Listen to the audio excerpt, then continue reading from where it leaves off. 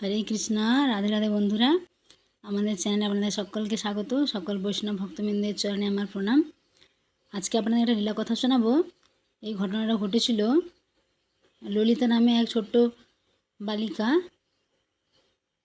ওর জীবনে কি করে ওর জীবনে গোপাল সোনা এলো, সেই ঘটনায় আপনাদেরকে শোনাবো। তো ললিতা ছোটোবেলায় ভগবানের প্রতি তো ভক্তি তো তার ছিলই, কিন্তু গোপাল সোনার প্রতি তার একটা অসম্ভব একটা টান ছিল। তার বাড়িতে মা বাবা সকলে রাধা মাধবের সেবা করতেন এবং ললিতাও এরকম ভগবানের প্রণাম করতো। ভগবানের ছোটোবেলায় তো সেবা করতে সেরকম পারতো না, কিন্তু তার খুব ভালো লাগতো। কিন্তু গোপাল সোনার প্রতি তার একটা অদ্ভুত টান ছিল। সে সবসময় ভাবতো আমি বাড়িতে গোপাল সোনা নিয়ে আসবো, এরকম ভাবতো। সে এরকম ছোটোবেলা থেকে তার মনের ভাব ছিল, অন্যদের বাড়িতে দেখতো এরকম। যখন সে বড় হলো, কলেজে পড়ে, তখন সে ভাবলো এবারে তো বড় হয়ে গেছে, এবারে সে গোপাল সোনা নিয়ে আসবে। কিন্তু তার বাড়িতে তার মা বাবা এরকম ভাবতো যে গোপাল সোনা নিয়ে আসলে তার অনেক দায়িত্ব হবে, এত সব কী করে করবে। কিন্তু তার মনের মধ্যে যেন মনে একটা শান্তি পাচ্ছিল না, যতক্ষণ না গোপাল সোনা নিয়ে আসবে তার মন যেন কেমন করছিল।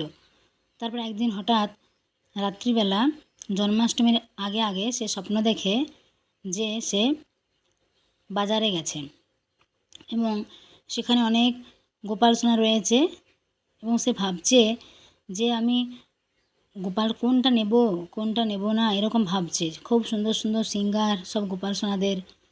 তো পরের দিন সকালবেলা তার ঘুম ভেঙে যায়। তারপর পরের দিন সকালে এসে তার মাকে বাবাকে বলে এই স্বপ্নের কথা, যে এরকম সে স্বপ্ন দেখেছে রাত্রিবেলা, যে বাজারে গিয়ে অনেক গোপাল সোনা রয়েছে, তার মধ্যে কোনটা নেবে সে ভাবছে এরকম স্বপ্ন। তার বাড়িতে লোক বিশ্বাস করে না, ভাবছে হয়তো এরকম বলছে। সে অনেক বোঝায় যে না, এরকম সত্যি এরকম স্বপ্ন দেখেছে।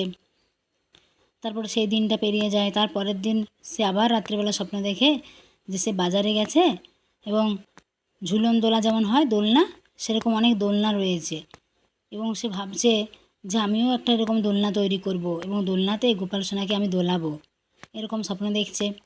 তারপর তার স্বপ্ন আবার ভেঙে যায়। সে সকাল হয় আবার তার মাকে বাবাকে বলে যে আজকেও আমি রাত্রে স্বপ্ন দেখেছি যে আমি এরকম একটা দোলনা কিনবো, ভাবলাম বা নিজেই তৈরি করব, এরকম দোকানে দেখে এসেছি, আমি তৈরি করছি, সেই দোলনায় আমি গোপাল সোনাকে দোলাবো। তার বাড়ির লোক আবার বিশ্বাস করে না। সে অনেক বলে যে না, আমি সত্যি এরকম স্বপ্ন দেখেছি, তাহলে তার কী ইঙ্গিত। তো অনেক বোঝানোর পর তার বাড়ির লোক বলে যে হ্যাঁ ঠিক আছে, তাহলে তুমি দেখেছো, এরকম হবে হয়তো। তারপর সেই দিনও কেটে যায়। তার পরের দিন সে আবার তৃতীয় দিন আবার সে স্বপ্ন দেখে যে সে কোথায় যেন মেঘের মধ্যে যেন একটা মনে হচ্ছে যেন সেই স্বর্গরাজ্য, যেমন মেঘের মধ্যে একটা মহল রয়েছে। তো সেখানে একটা ছোট্ট বালক পেছন ফিরে খেলা করছে এবং সে সামনে যেতেই সে দৌড়ে এসে তার কোলে চেপে যাচ্ছে, ছোট্ট গোপাল সোনার মতো। সে ভাবছে এরকম কি হলো। তারপর তার স্বপ্নটা ভেঙে যায়। তখন তার পরের দিন সে তার মাকে বাবাকে বলে যে আমি এরকম স্বপ্ন দেখেছি যে আমি মেঘের মধ্যে রয়েছি, একটা মহল রয়েছে, একটা ছোট্ট বালক পেছন ফিরে খেলা করছে এবং দৌড়ে এসে আমার কোলে চেপে গেল।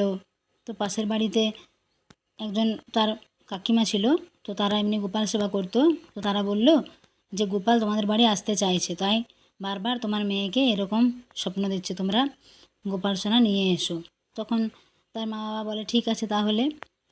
তো এইভাবে তারা একদিন বাজারে যায় ললিতা, এবং সে একটা ছোট্ট গোপাল সোনা নিয়ে আসে এবং প্রতিদিন তার সেবা করে। সকালবেলা ঘুম থেকে ওঠানো, তা ভোগ লাগানো, স্নান করানো, সুন্দর সুন্দর বস্ত্র পরিধান করানো, এভাবে সেবা করতে করতে তার দিন কেটে যায়। তার খুব সুন্দর লাগে গোপাল সোনার সেবা করতে এবং তার মা বাবা এখন খুব খুশি, তারাও ভালো করে গোপাল সোনার সেবা করে। এবং ললিতাও, যে তার এতদিনের মনের ইচ্ছা ছিল, তার একটা স্বপ্ন ছিল যে তার গোপাল সোনা নিয়ে আসবে বাড়িতে, গোপাল সোনার সেবা করবে, এবং সে সেবা করতে পেরে সে এখন খুব খুশি। এভাবেই গোপাল সোনা তার জীবনে আসে, তার পরিবারের সবাই মেনে নেয় এবং পরিবারের বাড়ির লোকজনও সবাই খুশি এবং সেও খুশি।